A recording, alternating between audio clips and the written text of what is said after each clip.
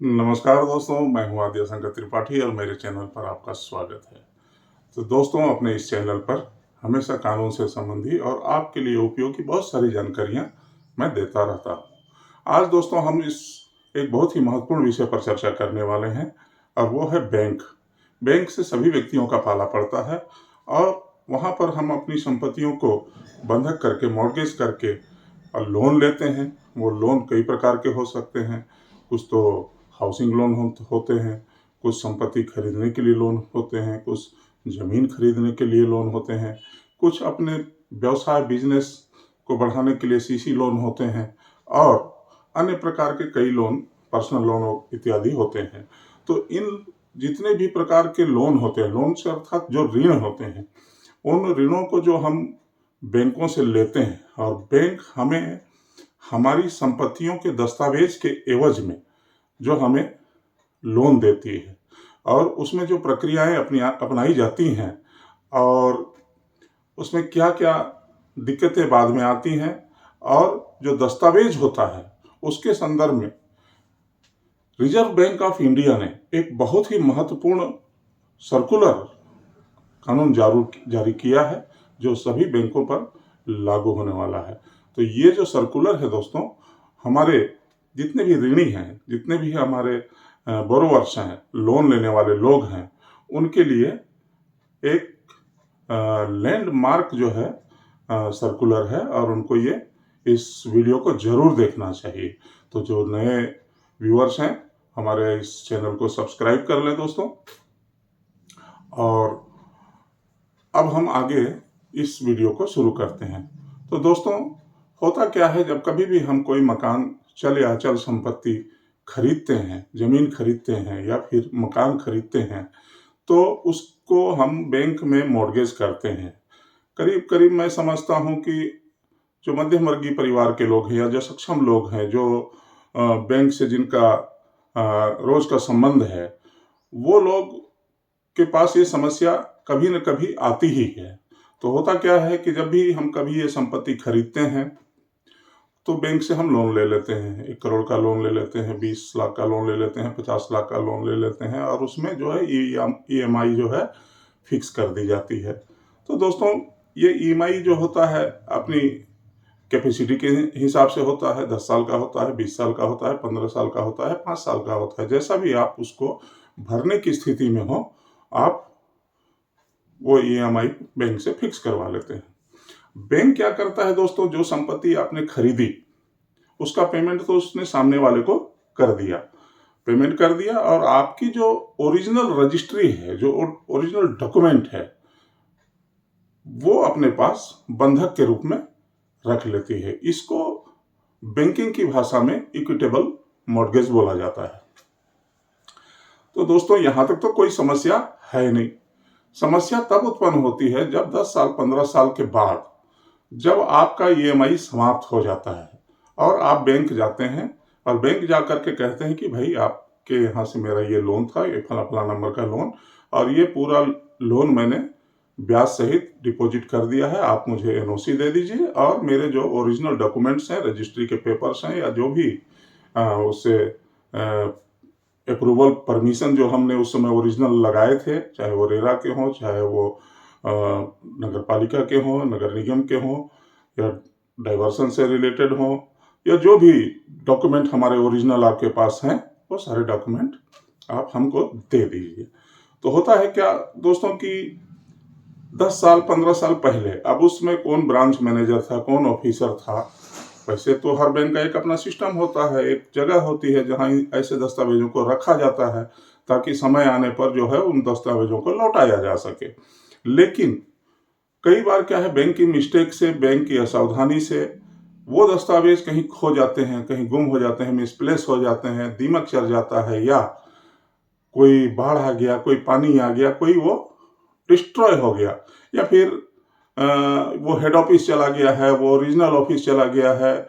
ऐसा करके उन दस्तावेजों के बीच बीच में ऑडिट भी होती रहती है, तो ऑडिटर के पास है, ऐसा करके वो जो मूल जो बोरोवर्स है, जो ऋणी है, उसको परेशान किया जाने लगता है और वो दस्तावेज तो उसके बहुत महत्वपूर्ण दस्तावेज हैं दोस्तों। ओरिजिनल दस्तावेज है, रजिस्ट्री का ओरिजिनल पेपर, मतलब उसका ओरिजिनल कागजात है, संपत्ति का ओरिजिनल दस्तावेज है।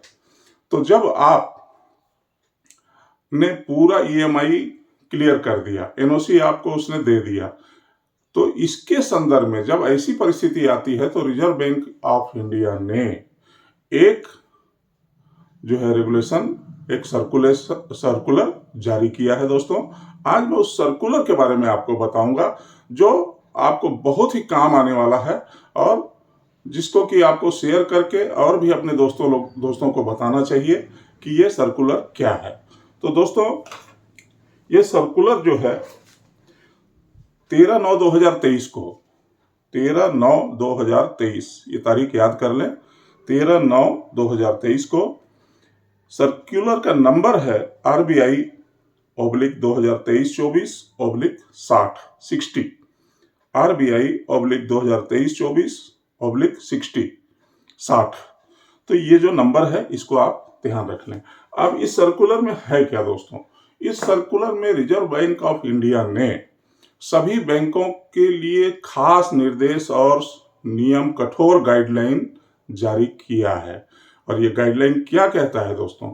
ये गाइडलाइन ये कहता है कि जिस दिन भी किसी भी ग्राहक का, किसी भी बोरोवर का, ऋणी का लोन समाप्त हो गया और उसने पूरे पैसे ब्याज सहित आपको भर दिए, आपने एनओसी दे दिया, उसी दिन आपको जो है उसके ओरिजिनल लोन से संबंधित समस्त डॉक्यूमेंट आपको वापस करने होंगे।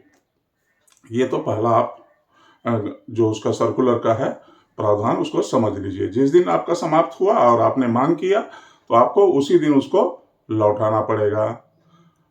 और यदि वो लौटाने में दिक्कत करता है, आपने अप्लाई कर दिया, आपको लौटाने में दिक्कत करता है, बहानेबाजी करता है कि हेड ऑफिस में है, रीजनल ऑफिस में है, नष्ट हो गया है, फला हो गया, ढिमका हो गया है, तो इस सर्कुलर में साफ साफ लिखा है कि प्रतिदिन के हिसाब से 5,000 रुपया कंपनसेशन ग्राहक को देना पड़ेगा। और ये कौन देगा? वो बैंक देगा।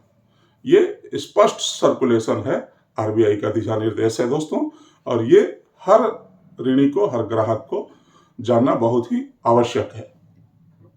तो 5,000 रुपया प्रतिदिन के हिसाब से, और 30 दिन के अंदर उसको देना पड़ेगा। ये तीसरा प्रावधान है कि आप जहां कहीं भी रखे हैं, फलाने सेल्फ में रखे हैं या अलमारी में रखे हैं, रीजनल ऑफिस में जहां भी रखे हैं, वो बैंक की जिम्मेदारी है, बैंक की ड्यूटी है उसको खोज करके और 30 दिन के अंदर आपको देगा। और इन 30 दिनों के अंदर वो 5,000 वाली जो है आपकी मीटर चलती रहेगी।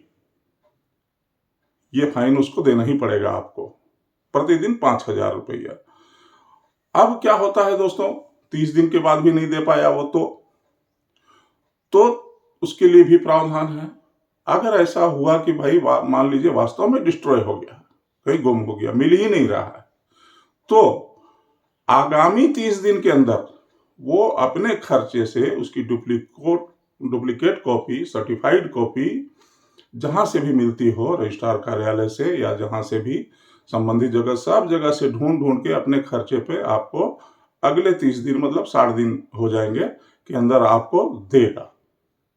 ये सर्कुलर है, ये प्रावधान है दोस्तों। तो ये एक बहुत ही महत्वपूर्ण दिशा निर्देश रिजर्व बैंक ने ऋणियों के लिए, और जो बैंक से संबंधित ग्राहक हैं जिन्होंने लोन लिया है और जिसके दस्तावेज फंसे हुए हैं। दस्तावेज एक ऐसी चीज है दोस्तों कि बहुत सारी जगहों में उसकी उपयोगिता है, बहुत सारी जगह में उसकी मांग की जाती है, बहुत सारी जगह में उसका काम आता है। तो ऐसे दस्तावेजों की मांग के लिए बैंक से आपके पास ये रिजर्व बैंक का सर्कुलर है और इसकी जानकारी आपको होनी ही चाहिए। तो आज के लिए ये महत्वपूर्ण जानकारी के साथ यहाँ हम इस वीडियो को समाप्त करते हैं दोस्तों। अगर वीडियो आपको अच्छी लगी हो, ये जानकारी अच्छी लगी हो, तो अपना एक मूल्यवान कमेंट मेरे प्रोत्साहन के लिए जरूर दीजिएगा और इसे लाइक और शेयर जरूर कीजिएगा।